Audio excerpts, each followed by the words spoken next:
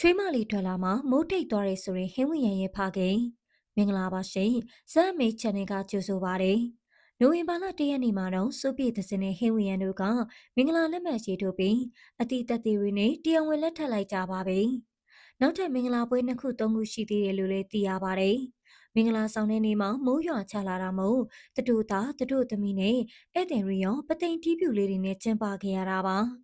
မိုးရွာနေလို့ပွဲပြတ်မှာကိုစိုးရိမ်နေတဲ့အချိန်မှာပဲချွေးမလေးစိုးပြေသစင်ထွက်လာချိန်မှာမိုးတိတ်သွားခဲ့လို့အံ့ဩခဲ့ရတယ်လို့ဟင်းဝီယန်ရဲ့ဖခင်ဖြစ်သူကပြောပြလာခဲ့တာပါ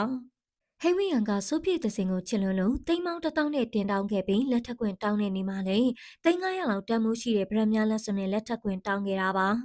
ပရီဝတ်တင်နေရှိုက်ကူတော့လေတရုတ်နိုင်ငံထိသွားပြီးတော့စိုးပြေသစင်စိတ်တန်းကြောင့်ပရီဝတ်တင်တပ်ပုံတွေရှိုက်ကူခဲ့ပါသေးတယ်မင်္ဂလာပွဲအတွက်သိန်းထောင်ချီကုန်ကြခံပြီးဟိဝီယန်ရဲ့မိဘတွေကစီစဉ်ပေးခဲ့ပေမယ့်ချွေးမအလိမ်မလေးရလို့အယံဝမ်းသာနေကြတာပါဟိဝီယန်ရဲ့မိဘနှစ်ပါးလုံးကစိုးပြေသစင်ကိုတန်မိုးထားပြီးသမီးရင်းလေးလို့ချစ်ခင်ပေးကြပါတယ်လက်မရေးထိုးတဲ့နေ့မှာတော့မင်္ဂလာဂိတ်ကြီးကိုနှစ်ယောက်တူတူခွဲပြီးကျန်းသစ္စာဆိုခဲ့ကြတာပါ